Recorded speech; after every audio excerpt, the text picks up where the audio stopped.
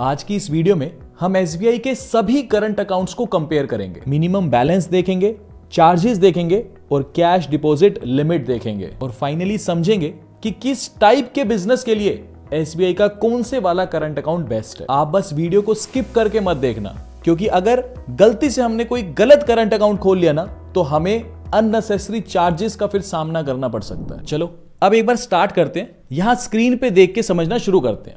सबसे पहला सवाल तो यह आता है कि जब मेरी दुकानदारी सेविंग्स अकाउंट से चल रही है तो मैं करंट अकाउंट अलग से क्यों खोलूं। भाई आपने बहुत बार देखा होगा, आप बहुत सारी दुकानों पे जाते होंगे, दुकानों के बाहर ये वाला क्यूआर कोड लगा होता है। ये मैंने अपने सेविंग्स अकाउंट, जो मेरा सेविंग्स अकाउंट गूगल पे एप्लीकेशन के साथ लिंक है ना, वहां से मैंने ये क्यूआर कोड निकाल लिया। मान लो मेरी भी दुकान होती तो इस क्यूआर कोड को मैं अपनी दुकान के बाहर चिपका देता। जो भी सामान लेने आता इस क्यूआर कोड को स्कैन करता, मुझे पैसे भेज देता। सिंपल सी चीज। और आधे से ज्यादा दुकानदार यही काम करते हैं, ठीक है। जिसकी भी दुकानें हैं वो क्या करते हैं, जो सेविंग्स अकाउंट है उसी सेविंग्स अकाउंट का क्यूआर कोड निकालते हैं, दुकान के आगे चिपका देते हैं। अब पहली चीज, करंट अकाउंट क्यों जरूरी है और ये जो प्रैक्टिस है ये क्यों गलत प्रैक्टिस है।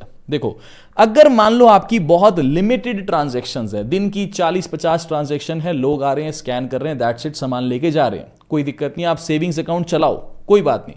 लेकिन अगर आपकी ट्रांजैक्शन बहुत ज्यादा है, ठीक है, बहुत ज्यादा लोग आ रहे हैं, स्कैन कर रहे हैं, पेमेंट भेज रहे हैं, फिर मान लो कुछ एक आपके पास कैश भी आ रहा है, वो कैश लेके आप रोज ब्रांच जाते हो, ब्रांच में कैश जमा करते हो, कभी कभी ब्रांच से कैश विड्रॉ भी करते हो।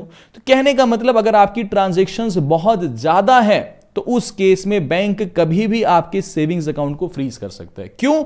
बैंक कहता है सेविंग्स अकाउंट आपके पर्सनल यूज के लिए है, कि मान लो आपकी सैलरी आ गई या कुछ एक ट्रांजैक्शंस आपने कर ली, कुछ एक सेविंग्स कर ली, एफडी कर ली, दैट्स इट। ये थोड़ी कि आप हर रोज 50-60 ट्रांजैक्शन करे जा रहे हो, किसी को भेज रहे हो, किसी को ले रहे हो, करे। उस केस में फिर आपका अकाउंट फ्रीज हो जाएगा। उस केस में बैंक कहता है करंट अकाउंट खोलो। भी बैंक सिंपली ये कहते हैं करंट बिजनेस करना है तो करंट अकाउंट खोलो। सेविंग्स अकाउंट में इतनी ज्यादा ट्रांजैक्शंस अलाउड नहीं है। लोग लालच करते हैं, लोग कहते हैं अगर मैं सेविंग्स अकाउंट में बिजनेस करूंगा तो सेविंग्स अकाउंट में जो मैं पैसा रखूंगा उसमें मेरे को 2.5% का ब्याज देता है बैंक। वहीं अगर मैं चाहे करंट अकाउंट में 10 लाख रुपए रख लूं, मेरे को 0% का इंटरेस्ट मिलता है। यानी करंट अकाउंट में कोई ब्याज नहीं देता बैंक। क्यों ब्याज नहीं देता? बैंक कहता है करंट अकाउंट बना ही बिजनेस करने के लिए, करंट अकाउंट बना ही इस चीज के लिए कि दिन में कभी एंट्री आ रही है पैसे की, कभी एंट्री जा रही है, कभी पैसा आ रहा है, कभी पैसा जा रहा है। वो आप पैसा जितना मर्जी रोटेट करो, बस हम आपको सर्विस दे रहे हैं, हम आपको एक अकाउंट सर्विस दे रहे हैं, उसमें जितना मर्जी पैसा लो, जितना मर्जी पैसा बाहर भेजो। तो वो पैसा फिक्स नहीं है, इसीलिए बैंक कहता है करंट अकाउंट में हम 0% का ब्याज देते हैं, वो सिर्फ धंधा करने के लिए। दूसरी चीज, पहला फायदा तो ये होगा कि सेविंग्स अकाउंट हम इसलिए नहीं खोलेंगे, बिजनेस करने के लिए करंट अकाउंट इसीलिए खोलेंगे क्योंकि करंट अकाउंट में कोई झिकझिक नहीं है। जितनी मर्जी एंट्री आए, जितनी मर्जी एंट्री जाए, जितना मर्जी पैसा आए, जितना मर्जी पैसा जाए। समझ गए? दूसरी चीज, अगर मान लो आज मेरे पास दुकान है, कल को मैं चाहता हूं कि इस दुकान को एक्सटेंड करना है, या मान लो मेरे पास कुछ भी धंधा है, मैं कुछ भी काम करता हूं, मैं चाहता हूं इस बिजनेस को मेरे को एक्सपेंड करना है, उस बिजनेस को बढ़ाने के लिए मैं चाहता हूं कि मेरे को बिजनेस लोन चाहिए। क्या बिजनेस लोन सेविंग्स अकाउंट पे देगा? नहीं देगा। अगर दे भी देगा, मान लो आपकी सेविंग्स अकाउंट की एंट्री देख के, आपकी दुकान देख के, या जो भी आप बिजनेस कर रहे हो, बिजनेस लोन इशू कर भी दे, लेकिन क्या वो बड़े अमाउंट का बिजनेस लोन देगा? नहीं देगा। मेरी ये XY एक्सिस एजुकेशन फर्म है, जिसपे आप वीडियो देख रहे हो, XY एक्सिस एजुकेशन फर्म है। ये फर्म का अकाउंट मेरा, बेसिकली मैंने अकाउंट खुलवा रखा है ICICI बैंक में। मैं रिकमेंड नहीं करूंगा आपको खोलो, बताऊंगा क्यों अभी, ठीक है। ICICI बैंक में मेरा करंट अकाउंट है, किस नाम से? XY एक्सिस एजुकेशन के नाम से करंट अकाउंट है। आज की डेट में बिजनेस लोन के लिए प्री अप्रूव्ड लोन की जो लिमिट है वो मेरे को 35 लाख रुपए आ रखी है। अब वो मुझे चाहिए नहीं चाहिए वो मेरी अलग बात है, लेकिन अगर मान लो मेरे को बिजनेस एक्सटेंड करना है, मेरे को नई हायरिंग करनी है, तो ये 35 लाख रुपए की प्री अप्रूव्ड की लिमिट मेरे को मिली हुई है। समझ गए बात को? अगर मैं बिजनेस कर रहा हूं सेविंग्स अकाउंट में और मेरे को कल को बिजनेस लोन चाहिए, क्या मेरी सेविंग्स अकाउंट की एंट्रीज को देख के बैंक मेरे को 35 लाख की लिमिट देगा? कभी भी नहीं देगा। छोटी मोटी लिमिट दे देगा, 2, 3, 4, 5 लाख रुपए का लोन दे देगा, लेकिन बड़े अमाउंट का अगर आपको लोन चाहिए, लार्ज टिकट साइज लोन चाहिए, बिजनेस लोन, नहीं देगा। क्या OD limit, CC limit issue करेगा? नहीं करेगा। करेगा तो छोटी मोटी अमाउंट की इशू कर देगा। सेविंग्स अकाउंट में पूरा बिजनेस करने का कोई फायदा नहीं है। अगर तो आप चाहते हो बिजनेस को ग्रो करना है, तो बिजनेस की एक इमेज बनानी होती है, समझ गए। ना बैंक आपको बिजनेस लोन देगा बड़े साइज का, ना ओडी लिमिट सीसी लिमिट देगा। एक और चीज, जब आप सेविंग्स अकाउंट में बिजनेस करते हो, एक बड़ा रियल एग्जांपल बताता हूं। अभी मेरा खुद का पहला घर बन रहा है, ठीक है, उसकी कंस्ट्रक्शन चल रही है। तो जो हमारा बिल्डर है उनकी फर्म का नाम है कबीर कंस्ट्रक्शंस, ठीक है जी। तो जब मैं बिल्डर फाइनल कर रहा था कि किससे करना है, अब लेट अस एज्यूम करो कि जब मैंने ये देखा कि ये कबीर कंस्ट्रक्शंस करके फर्म है, तो उन्होंने मेरे को जब अपना चेक दिया, बोले इसके अंदर 1 लाख रुपए डाल देना, ठीक है, एक इनिशियल अमाउंट। तो अब आप एक चीज समझो, जो चेकबुक थी उस पर लिखा हुआ था कबीर कंस्ट्रक्शन, फर्म का नाम है। अगर वो मेरे को नॉर्मल गूगल पे का ऐसा स्कैनर दे देते, सपोज करो कि इसके अंदर 1 लाख रुपए डाल देना, तो क्या मैं उनके ऊपर ट्रस्ट करता? सिंपल सी चीज बताओ। तो करंट अकाउंट आपके बिजनेस की जो इमेज है वो भी एक हेल्प करते हैं कि सिंपल सी, अभी आप धंधा कर रहे हो, आप सेविंग्स अकाउंट में धंधा कर रहे हो, आप ऐसा लगेगा यार छोटा मोटा सा व्यापारी है। अगर आप करंट अकाउंट में बिजनेस कर रहे हो तो ऐसा लगता है कि ब्रांड इमेज है, ठीक है। खैर, अब ये सारी चीजें हटा करके सीधा मुद्दे पे आते हैं कि एसबीआई का बेस्ट करंट अकाउंट कौन सा है। आज हम सिर्फ स्टेट बैंक ऑफ इंडिया को ही डिस्कस करेंगे और ये डिस्कशन करेंगे कि एसबीआई का आज की डेट में बेस्ट करंट अकाउंट कौन सा है। अब एक चीज समझो, एसबीआई आज की डेट में अलग अलग ये अकाउंट्स ऑफर करता है, ठीक है। रेगुलर करंट अकाउंट भी है, सिल्वर भी है, गोल्ड भी है, डायमंड भी है, प्लैटिनम भी है, रोडियम भी है और एक ये सुरभि करंट अकाउंट भी है। अब सवाल आता है कि इसको कंपेयर कैसे करें। देखो, एक सिंपल सी चीज समझो। सबसे पहले एसबीआई का जो रेगुलर करंट अकाउंट है ना, यहां पे मंथली एवरेज बैलेंस आपको मेंटेन करना पड़ता है 5,000 रुपए, सिर्फ 5,000 रुपए। यानी ये करंट अकाउंट आप खोलोगे, आपके अकाउंट में 5,000 रुपए मेंटेन रहने चाहिए। अगर आप सिल्वर करंट अकाउंट खोलते हो तो इस केस में 50,000 रुपए आपको मेंटेन करने पड़ेंगे। अगर मेंटेन नहीं करोगे तो नॉन मेंटेनेंस के चार्जेस लगेंगे। अभी आप एक बार ऊपर ऊपर से समझो। ऐसे ही एसबीआई का जो गोल्ड करंट अकाउंट है, इसके अंदर 1 लाख रुपए आपको मेंटेन करने पड़ेंगे। अच्छा, आगे आ जाओ। डायमंड के अंदर 5 लाख, प्लेटिनम के अंदर 10 लाख, रोडियम के अंदर 50 लाख रुपए। आप समझो, एक तरफ तो रेगुलर करंट अकाउंट है, आपने करंट अकाउंट खोला, बस आपको 5,000 रुपए मेंटेन करने हैं, दैट्स इट, आपका करंट अकाउंट खुल गया। दूसरी तरफ कोई इंसान रोडियम करंट अकाउंट खोलता है, उसको हर पॉइंट ऑफ टाइम पे 50 लाख रुपए अपने करंट अकाउंट में मेंटेन करने पड़ेंगे। अगर वो मेंटेन नहीं करता तो नॉन मेंटेनेंस के चार्जेस बहुत मोटे लगेंगे। सवाल आता है कि इस करंट अकाउंट में और इस करंट अकाउंट में फर्क क्या है? समझ गए बात को? और हमें कौन सा करंट अकाउंट खोलना चाहिए? अब सिंपल सी चीज देखो, इसको मैं एक बार थोड़ा क्लियर कर रहा हूं।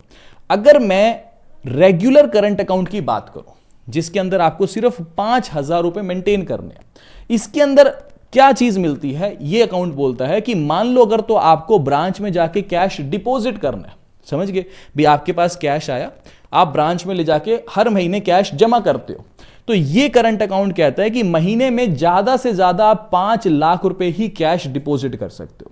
अगर आपने सोचा कि इस महीने 6 लाख रुपए कैश डिपॉजिट करता हूं, तो 5 लाख तक तो कोई चार्जेस नहीं लगेंगे। ऊपर का जो आपने 1 लाख रुपए जमा किया है, इसके लिए आपको 75 रुपए का चार्ज देना पड़ेगा। और थोड़ा एग्जांपल लो, मान लो आप कहते हो कि मैं और अमाउंट मान लो 10 लाख रुपए जमा करता हूं, ठीक है, तो 10 लाख जमा करता हूं इस महीने, 5 लाख तक तो कोई चार्ज नहीं है। ऊपर का जो 5 लाख है, ठीक है, तो उस पे लगेगा 75 गुना 5, ये आपके जो है चार्जेस लगेंगे, समझ गए। तो मोटी बात ये है कि जो हमारा रेगुलर करंट अकाउंट है, इसके अंदर अगर मैं कैश डिपॉजिट करता हूं ब्रांच में जाके, तो सिर्फ 5 लाख रुपए ही कैश जमा कर सकता हूं। ज्यादा कैश जमा करूंगा तो मेरे ऊपर पेनल्टी लगेगी। वहीं अगर मैं टॉप क्लास अकाउंट देखता हूं, मान लो रोडियम करंट अकाउंट देखता हूं, जिसमें मेरे को 50 लाख रुपए मेंटेन करने हैं मंथली एवरेज बैलेंस, उस अकाउंट में जो है मेरे को 6 करोड़ रुपए जमा करने की लिमिट मिलती है। यानी हर महीने मैक्सिमम मैं 6 करोड़ रुपए जमा कर सकता हूं, मेरे ऊपर कोई भी पेनल्टी नहीं लगेगी। अब यहां पे जो है आप ध्यान से समझो, जैसे जो ये रेगुलर करंट अकाउंट है, ये क्या कह रहा है, महीने में सिर्फ 5 लाख रुपए आप जो है कैश जमा कर सकते हो मैक्सिमम, उसके बाद पेनल्टी लगेगी भाई, हर 1 लाख रुपए के पीछे 75 रुपए की पेनल्टी। रोडियम करंट अकाउंट कह रहा है कि महीने में ज्यादा से ज्यादा 6 करोड़ रुपए आप कैश जमा कर सकते हो, उसके बाद हर 1 लाख रुपए के पीछे आपको 75 रुपए की पेनल्टी लगेगी। अब जैसे मान लो हमारा काम है, बेसिकली मेरा YouTube चैनल है, तो हमें जो भी पेमेंट्स आती हैं वो सारी पेमेंट्स ऑनलाइन आती है। जैसे मान लो YouTube पे वीडियो बनाई, एडसेंस की जो भी पेमेंट आएगी ऑनलाइन आएगी। आगे सैलरी देनी है वो भी ऑनलाइन देता हूं। ये रेंटल प्रॉपर्टी है तो इसका रेंट जाता है वो भी ऑनलाइन जाता है। यानी हमारी पेमेंट भी ऑनलाइन आ रही है, आगे मेरे खर्चे भी ऑनलाइन है। जो पैसा बच गया, मान लो मेरे को खर्चा करना है, घर का सामान लाना है, जो भी घर खर्च करना है, किराने का सामान लाना है, वो भी मैं ऑनलाइन ही पैसा ट्रांसफर करता हूं। यानी मेरी जिंदगी में कैश का कुछ खास रोल है नहीं, तो मेरे लिए एक बार इसको क्लियर कर देता हूं। तो मेरे लिए जो ये रेगुलर करंट अकाउंट है जिसमें मेरे को सिर्फ 5,000 रुपए ही मंथली एवरेज बैलेंस मेंटेन करने हैं, ये अकाउंट मेरे लिए परफेक्ट है। क्यों? क्योंकि मेरे को महीने में 5 लाख रुपए भी जमा नहीं करने ब्रांच में जाकर के। समझ गए बात को? वही जो रोडियम करंट अकाउंट है, ये किन के लिए अच्छा है? मान लो कोई बहुत ही ज्यादा बड़ा दुकानदार है, ये मान के चलो एज्यूम करो कि आपके शहर में कोई एक ऐसी खाने पीने की दुकान है जिसके पास रोज इतनी भीड़ रहती है, इतनी भीड़, बहुत मशहूर बड़ी सी दुकान है, जिसके पास आए दिन हर रोज इतना ज्यादा कैश इकट्ठा हो जाता है, जिसको हर रोज फिर वो बैंक में लेके जाके पैसा जमा करता है। वो कहता है कि महीने में मैं 6 करोड़ रुपए कैश जमा करता हूं। समझ के बात को? तो मेरे ऊपर कैश डिपॉजिट के नाम की पेनल्टी नहीं लगनी चाहिए, उसके लिए रोडियम करंट अकाउंट बेस्ट है। क्यों? क्योंकि वो कहेगा 50 लाख रुपए अकाउंट में मेंटेन कर भी लूंगा मैं, मेरे को कोई दिक्कत नहीं है। समझ गए?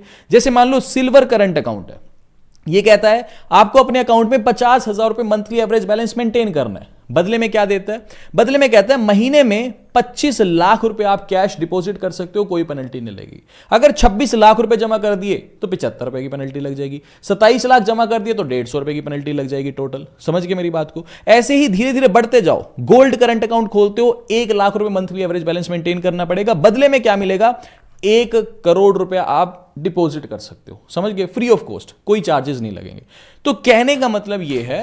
अच्छा, एक सवाल आ गया कि डिपॉजिट करने का तो आपने बता दिया, अगर कैश निकालना है ब्रांच से तो ये कहता है अगर होम ब्रांच है ना, जिस ब्रांच में खाता खुला है वहां से कैश निकाल लो, कोई चार्ज नहीं है, अनलिमिटेड। ये कहते हैं विड्रॉ कर लो, विड्रॉ करने के कोई चार्जेस नहीं है, डिपॉजिट करने के चार्जेस होते हैं। अगर नॉन बेस ब्रांच से करोगे, जैसे मान लो जो आपकी होम ब्रांच नहीं है, दूसरी ब्रांच से करोगे तो उसमें कुछ एक लिमिटेशन होती है, किसी की 1 लाख 2 लाख, बट मोटी मोटी बात यह है कि हर इंसान फिर जिस ब्रांच में अकाउंट खोलता है वहीं से ही कैश विड्रॉ करता है।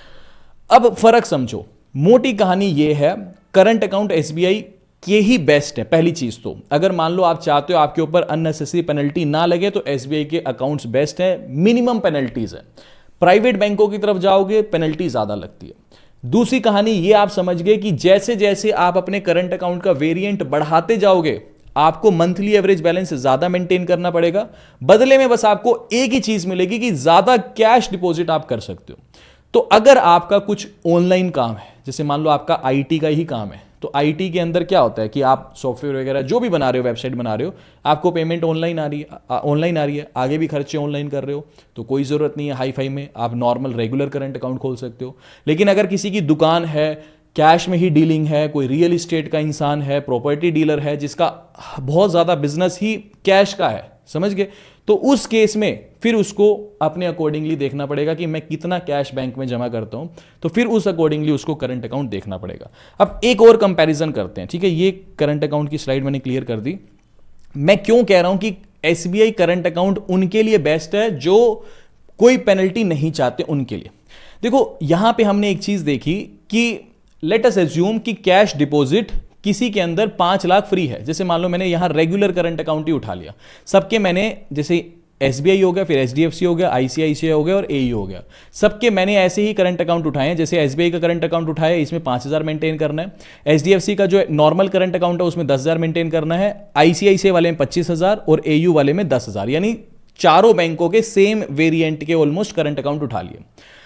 एसबीआई वाला करंट अकाउंट क्या कह रहा था कि मान लो जैसे रेगुलर करंट अकाउंट था तो इसके अंदर कैश डिपॉजिट 5 लाख कर सकते थे महीने में, लेकिन अगर 5 लाख की जगह 6 लाख डिपॉजिट कर दिए तो कितनी पेनल्टी है? सिर्फ 75 रुपए की पेनल्टी है। यही मान लो एचडीएफसी का करंट अकाउंट है, इसमें अगर मान लो जितनी लिमिट है उससे 1 लाख रुपए भी कैश फालतू जमा कर दिया तो उस केस में 350 रुपए की पेनल्टी है, 75 रुपए की नहीं है, समझ गए? सेम आईसीआईसीआई में भी 350 रुपए की पेनल्टी है हर 1 लाख रुपया फालतू कैश जमा करने के। एयू बैंक में हर 1 लाख रुपया फालतू जमा करने पे 400 रुपए की पेनल्टी है, समझ गए? लेकिन एक चीज क्या है, अगर कोई सर्विस ओरिएंटेड है कि मैं ये भाई बंदा कहता है कि मेरे पास बहुत बड़ा बिजनेस है, समझ गए, मैं ये अफोर्ड नहीं कर सकता कि यार मेरा कोई काम अटक जाए और मैं ब्रांच जाऊं, मेरा इतना बड़ा व्यापार है, मैं ब्रांच जाने जितना मेरे पास टाइम नहीं है, मैं एक फोन मारूं और बैंक का बंदा मेरे घर पे आ जाए, तो फिर आप प्राइवेट सेक्टर बैंक की तरफ जाके करंट अकाउंट खोलो। अगर आप ये कहते हो कि नया बिजनेस है, नई दुकानदारी है, करंट अकाउंट खोल रहा हूं, फालतू के चार्जेस नहीं चाहिए कुछ भी, तो प्राइवेट बैंकों को साइड में हटा करके आप एसबीआई करंट अकाउंट खोलो। समझ गए मेरी बात को? धंधा बड़ा है, बहुत अच्छा इनकम है, सिर्फ सर्विस चाहिए, पैसे की टेंशन नहीं है, प्राइवेट बैंकों की तरफ चले जाओ। अगर पैसा बचाना है तो सरकारी बैंकों की तरफ जाओ। क्यों? क्योंकि सरकारी बैंकों में फिर सर्विस लेने में दिक्कत है। सरकारी बैंक का एम्प्लॉय आपकी दुकान पे विजिट नहीं करेगा कि अच्छा ये दिक्कत हो गई। प्राइवेट में तो क्या, एक फोन करो कि यार मैं बंद करा रहा हूँ, 2 मिनट में बंदा आ जाता है, वो कहता है कि ठीक है सर क्या दिक्कत है, ऐसा वैसा ये वो सारी चीज़। सरकारी बैंक में फोन करो, बंद करा रहा हूँ, कह रहा है बंद करा लो, मुझे कोई दिक्कत नहीं है। समझ गए? तो ये चीज़ है, वहाँ खुद जाना पड़ेगा बैंकों के अंदर, यहाँ प्राइवेट में बैंकिंग अच्छी मिल जाती है। तो सब खेल पैसे का है। जिसको फर्क नहीं पड़ता कि 10 लाख फालतू जमा करा रहा हूँ, 350 रुपये लगा दे, कोई दिक्कत नहीं है, क्या हो जाएगा, 3500 रुपये लग जाएंगे। जिसको इस चीज़ का फर्क नहीं है वो प्राइवेट बैंकों में खोलो। जिसको एक एक पैसे की कदर है वो सरकारी बैंकों की तरफ जाओ। यही सेम सिचुएशन जब मैंने एसबीआई के सेविंग्स अकाउंट के ऊपर वीडियो बनाई थी, वहां पे भी सेम सिचुएशन है कि चार्जेस बहुत कम है। अगर आप चाहते हो best zero balance savings account का वीडियो देखना तो इसके बाद वो वीडियो भी देख सकते हो। ठीक है, उसके अंदर भी हमने अच्छे से सभी बैंकों को कंपेयर किया हुआ है। खैर, ये पूरा सेशन था एसबीआई के बेस्ट करंट अकाउंट के ऊपर। उम्मीद करूंगा आपको ये सेशन इंफॉर्मेटिव लगा होगा। अभी के लिए this is end of the video. Thanks for listening and thank you all.